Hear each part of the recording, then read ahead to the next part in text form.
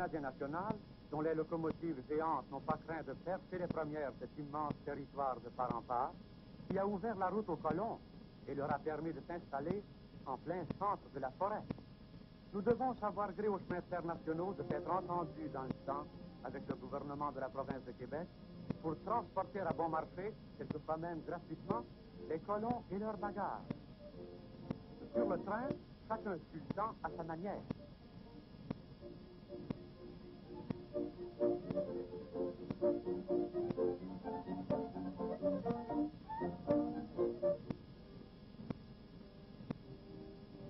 Sainte-Terre.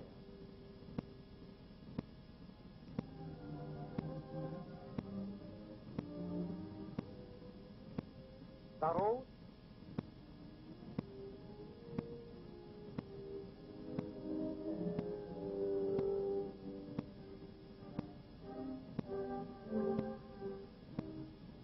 Landrien.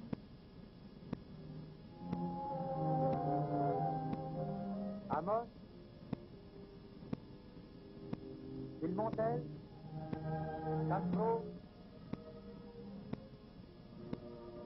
Macanic. Lassard. Une vingtaine d'heures de chemin de fer et nous atteignons Lassard à une distance de 500 milles de Québec après avoir traversé presque toute la Mississippi.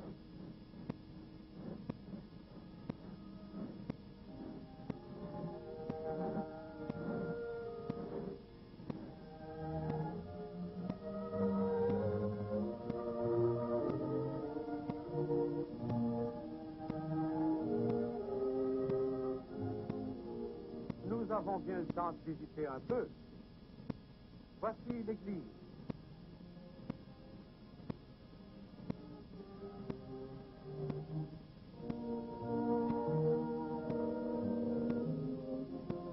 Et le presbytère.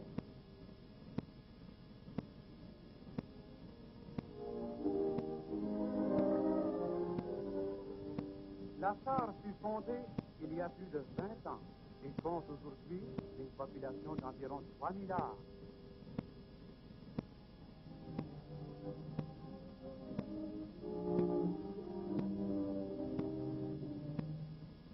La seule voie praticable pour se rendre à Roquemort est la rivière Lassard ou Whitefish et le lac Abitibi.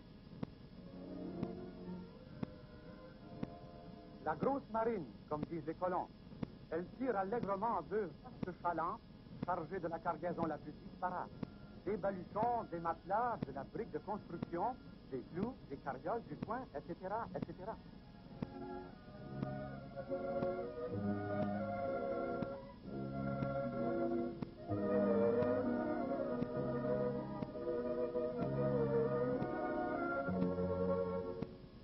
Le dernier chaland porte une scierie complète.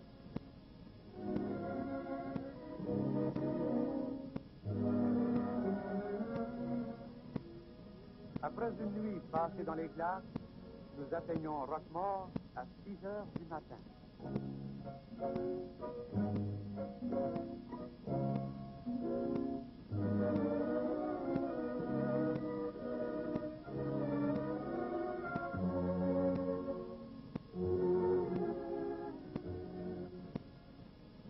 La grosse marine accoste son dernier chaland. N'est-ce pas qu'elle ressemble assez à une grosse cabane bâtie sur un cageux? Comme mécanique, c'est un vieux moteur de moulin à scie qui fait tourner dans l'eau une manière de large dévidoir à l'arrière. Ça ne paye pas beaucoup d'apparence, mais c'est très puissant et très pratique surtout. Le Trans-Abitibi peut aisément traîner 100 000 livres de bagages dans 2 pieds et demi d'eau.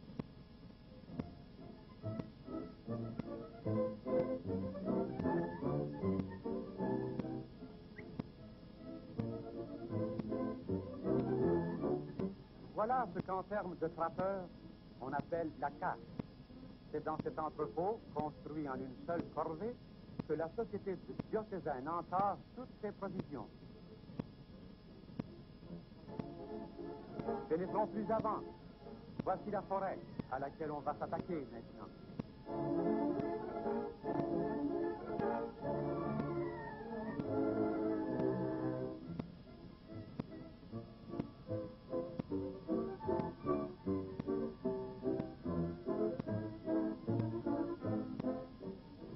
l'invitation du premier missionnaire.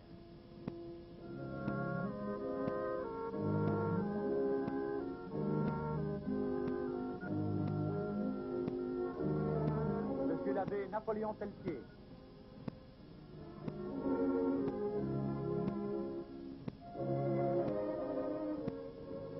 Le petit camp où fut dite la première messe et le premier confessionnal de Roquemort.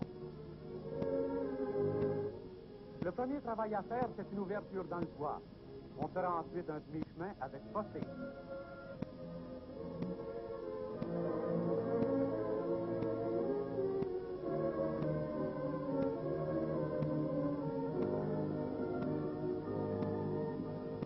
Au commencement, en effet, le transport s'effectue à dos d'hommes. Dès que le chemin est tracé, on peut se servir des chiens.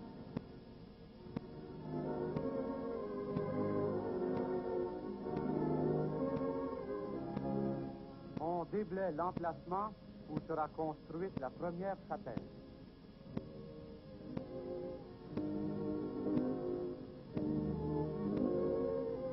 Le sol qui pousse de tels arbres produira certainement de beaux blés.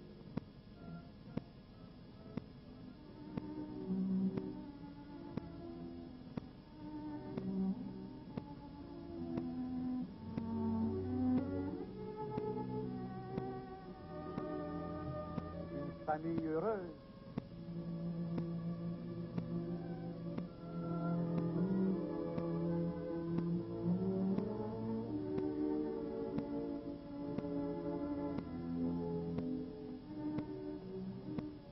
L'exemple entraîne.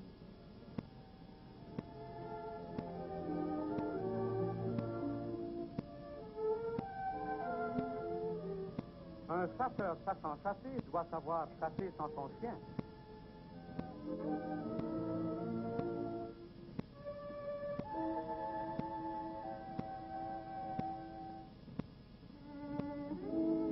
On raconte qu'un soir, un colon tua ainsi 21 lièvres devant sa porte sans quitter sa chaise berceuse.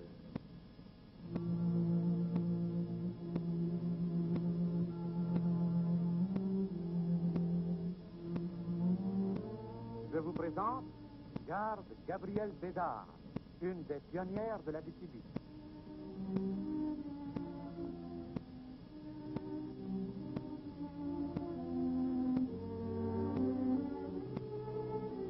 C'est aujourd'hui dimanche.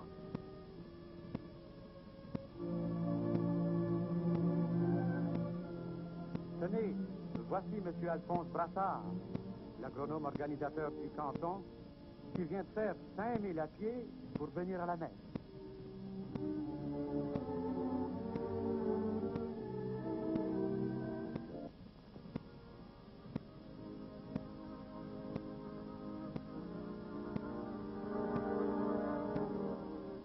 La chapelle n'a que 20 pieds par 20. Dans cette étroite enceinte sont entassées 125 personnes bien comptées. Inutile d'ajouter qu'on n'avait même pas de place pour s'agenouiller pendant l'élévation.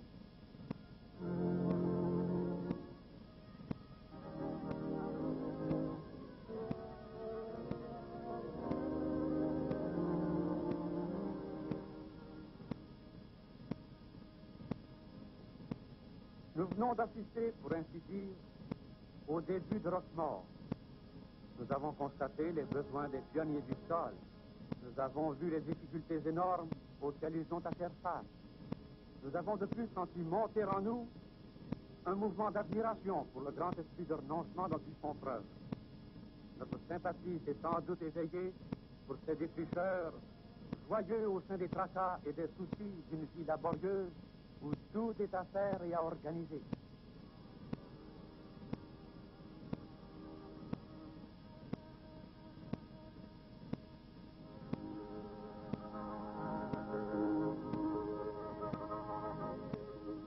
Nous revenons à Roquemort après un an passé.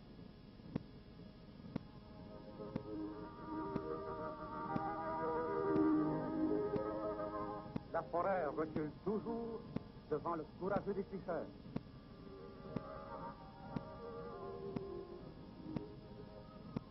Reconnaissez-vous l'ancien presbytère Chapelle de l'année dernière?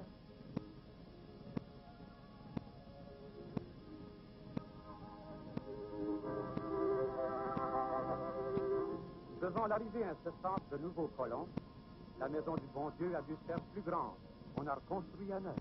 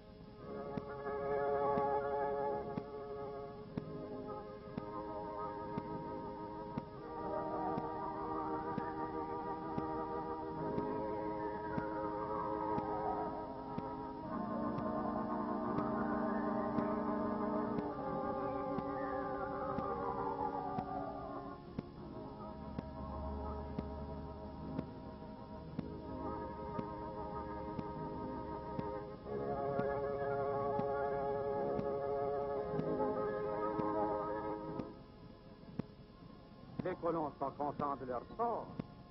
Toutes les figures sont épanouies.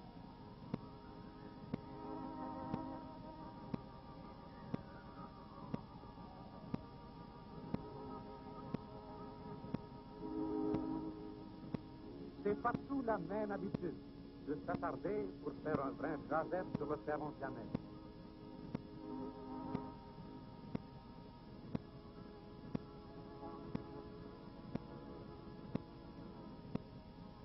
Remarquez que les routes ne sont pas encore assez belles pour venir à la messe en voiture.